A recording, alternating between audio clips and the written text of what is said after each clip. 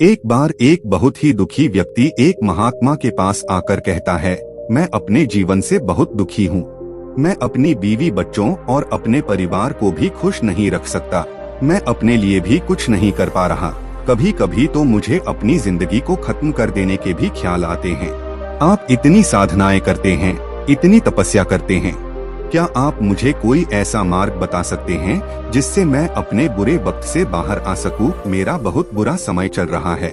2 वक्त की रोटी का इंतजाम करना भी मेरे लिए बहुत मुश्किल हो गया है। अब आप ही बताइए कि ऐसे वक्त में मैं जिंदा रहूं तो कैसे रहूं? कैसे अपने परिवार को खुश रखूं? कृपया करके कोई साधारण सा तरीका बताने की अनुकंपा करें ताकि मैं आसानी से समझ सकूं, क्योंकि मैं बहुत पढ़ा लिखा नहीं हूं।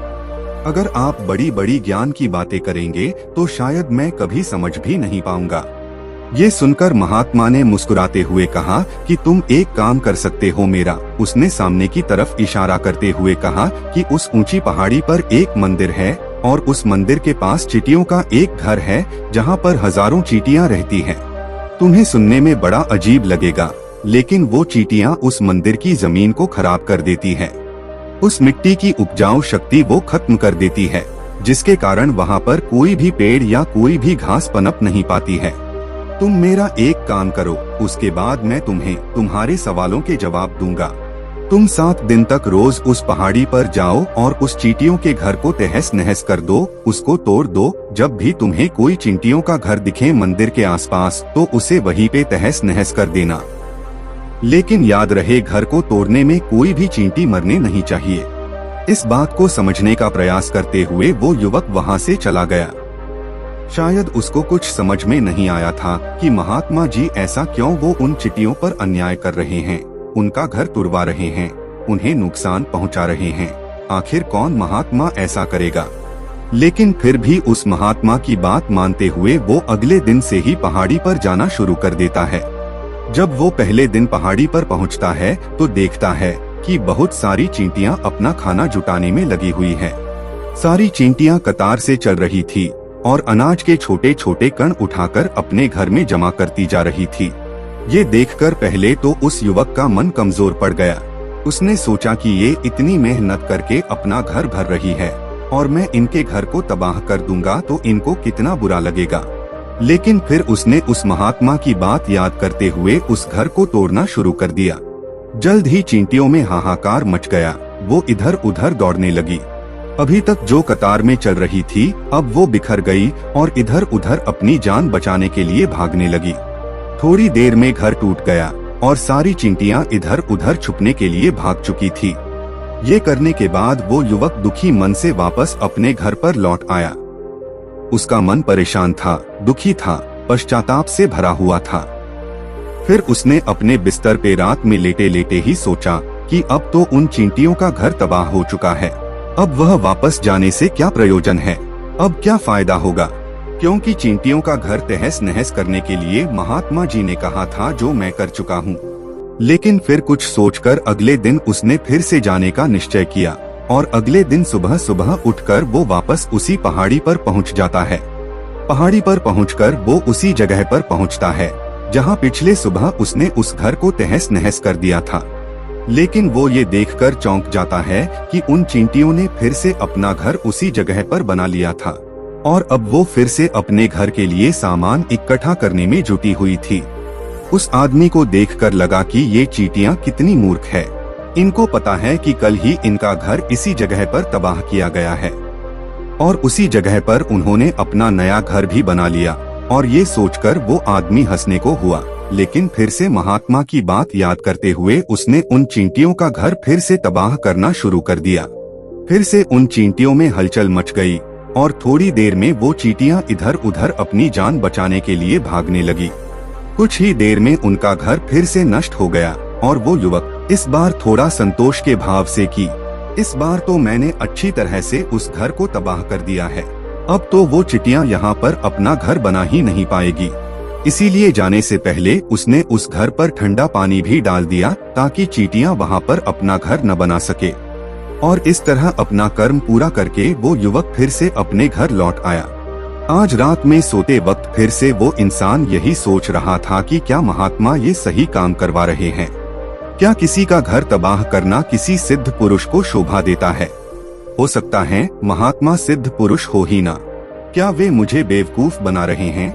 लेकिन फिर उसने निश्चय किया कि मैं अपने काम को पहले पूरा कर लेता हूँ, उसके बाद ही पता चलेगा कि महात्मा मुझसे ऐसा क्यों करवा रहे थे। और यही सोचकर वो रात में सो जाता है। अगले दिन सुबह उठकर वो फिर से उसी पहाड़ी की ओर निकल जाता है। पहाड़ी पर पहुंचकर वो उसी जगह पर पहुंचता है जहां पर उसने चींटियों का घर तबाह कर दिया था। और वो ये देखकर खुश हो जाता है कि वहां पर कोई भी घर नहीं था। सारी चींटियां वहां से भाग चुकी थी। अब उसने सोचा कि अब मेरा रोज रोज आने का क्या फायदा, क्योंकि चींटियां तो अपना घर बदल चुकी है और महात्मा जी ने मुझे 7 दिन आने के लिए कहा था, लेकिन आज तो तीसरा ही दिन है। अब बाकी 4 दिन वापस आने का क्या प्रयोजन। और यही सोचकर उसने निश्चय किया कि यहाँ से वो सीधा उसी महात्मा के पास जाएगा और उनको ये सारी खबर बता देगा। जब वो वापस मुड़कर उस पहाड़ी से उस महात्मा की कुटिया की तरफ जाने लगा तो उसने देखा तो अचानक उसकी नजर एक और घरौंदा पर पड़ी जो कि चींटियों का ही बनाया हुआ था। मतलब कि वो घरौंदा चींटियों ने ही बनाया था और अब वो चींटियां नए घर में वास कर चुकी थी। ये नया घर उनके पुराने घर से थोड़ी ही दूरी पर था। और जब उस युवक की नजर उस घरौंदे पर पड़ी तो चींटियां फिर से अपने नए घर को बनाने में जुटी हुई थी। उसने बड़ी ही करुणा के साथ उन चींटियों को अपना लाया हुआ आटा खिलाया और अगले 3 दिनों तक वो ऐसा ही करता रहा। वो रोज सुबह जाता और उन चींटियों को अपने हाथों से आटा खिलाता। 7 दिन के बाद वो युवक उस महात्मा के पास पहुंचकर हाथ जोड़कर बोलता है कि हे महात्मा जी, मुझे माफ कर देना। मैंने उन चींटियों का घर तबाह करने के लिए बहुत कोशिश की। मैंने उनका घर तबाह किया भी, 1 बार नहीं 4 बार मैंने उनका घर तोड़ा। उसके बाद मैं हिम्मत नहीं कर पाया, उनके घर को नहीं तोड़ पाया। मैं समझ सकता हूँ कि मैंने आपका काम पूरा नहीं किया और इसके बदले आप मुझे वो तरीके भी नहीं बताएंगे जो कि मुझे मेरे बुरे समय से बाहर निकाल सकते हैं, लेकिन मुझे इसका कोई खेद नहीं है। मुझे लगता है कि मैंने जो किया वो सही किया, इसीलिए मैं आपसे आज्ञा लेकर वापस जा रहा हूँ। कृपया मुझे वापस अपने घर जाने की आज्ञा दीजिए। ये सुनकर महात्मा ने मुस्कुराते हुए कहा कि अरे बेटा, कहाँ चल दिए, रुको तो सही, जलपान तो कर लो, थोड़ी देर ठहर जाओ, उसके बाद चले जाना। और ये कहकर महात्मा उस युवक के लिए पानी लेकर आते हैं। पानी पिलाने के बाद महात्मा उस युवक से पूछते हैं कि तुम मुझे ये बताओ कि आखिर तुम उन चींटियों का घर तबाह क्यों नहीं कर सके। वो चींटियां तो छोटी छोटी है और तुम इतने विशालकाय हो, फिर भी तुम उन छोटी छोटी चींटियों का घर तबाह नहीं कर पाए। कहाँ है तुम्हारी शक्ति, तुम्हारा बाहुबल। इसका जवाब देते हुए उस युवक ने कहा कि महात्मा, मैंने उन चींटियों का घर तबाह कर दिया था, बार बार किया था। एक बार तो अपने गुस्से में उन चींटियों को भी मैंने हानि पहुंचा दी थी, लेकिन जिस दिन मैंने उनको हानि पहुंचाई उसी दिन मेरे को लगा कि मैं इनको क्यों हानि पहुंचा रहा हूं, क्यों इनको इतनी तकलीफ दे रहा हूं। और उसी दिन से मैंने उनको क्षति पहुंचाने की बजाय, नुकसान पहुंचाने की बजाय उनकी सहायता करनी शुरू कर दी। ये सुनकर उस महात्मा ने कहा कि ये ही तो सीखने की बात है। एक छोटी सी चींटी हमें जीवन का संदेश दे जाती है। मैंने तुम्हें उन चींटियों का घर तबाह करने के लिए नहीं भेजा था, मैंने तुम्हें भेजा था ताकि तुम उन चींटियों से कुछ सीख ले सको। तुम्हें क्या सीख मिली उन चींटियों से, क्या मुझे बता सकते हो? ये सुनकर उस युवक ने पूरी बात बताई। पूरी बात सुनने के बाद महात्मा ने मुस्कुराते हुए कहा कि बेटा, पहली सीख जो इन चींटियों से लेने की थी वो ये थी कि तुमने कितनी ही बार उनके घर को तोड़ने की कोशिश की, कितनी बार प्रयास किया कि उनका घर तबाह हो जाए, लेकिन वो हर बार अपना नया घर बना लेती थी। उन्होंने कभी भी हार नहीं मानी। अगर वो हार मान लेती तो वो चींटियां तुम्हें वहाँ पर नहीं मिलती। जीवन कार्यशीलता का नाम है, कर्मशीलता का नाम है। लेकिन हम मनुष्य 1-2 बार हार मिलने पर ही टूट जाते हैं, हताश हो जाते हैं और फिर जीवन में प्रयास ही नहीं करते। और कुछ लोग तो अपनी जिंदगी को खत्म करने पर उतारू हो जाते हैं। लेकिन जानवरों में तुमने एक बात देखी होगी कि वो अपना जीवन खुद से, स्वयं से कभी खत्म कर ही नहीं सकते हैं। तुमने कभी नहीं सुना होगा कि किसी जानवर ने आत्महत्या कर ली, चाहे वो जानवर कितना ही भूखा क्यों ना हो, कितना ही दुखी क्यों ना हो, लेकिन वह अपने जीवन के लिए हमेशा संघर्ष करता रहता है। लेकिन वहीं पर दूसरी तरफ हम मनुष्य एक दो बार हताश होने पर ही अपना जीवन खत्म कर लेते हैं। जीवन तो कर्मशीलता है, कर्म करने का नाम है जीवन, और मृत्यु आखिरी विश्राम है, परम विश्राम है। इसीलिए मृत्यु से पहले कर्म करना कभी मत छोड़ना, क्योंकि मृत्यु के बाद तो तुम परम विश्राम में चले ही जाओगे। तो उससे पहले कर्म करना क्यों छोड़ रहे हो, क्यों हताश हो रहे हो? अगर तुम्हारा एक घर टूट गया है तो दूसरा घर बनाने का प्रयास करो, कोशिश करो, और कोशिश करने वालों की कभी हार नहीं होती। ये तुम उन चींटियों से देख चुके हो।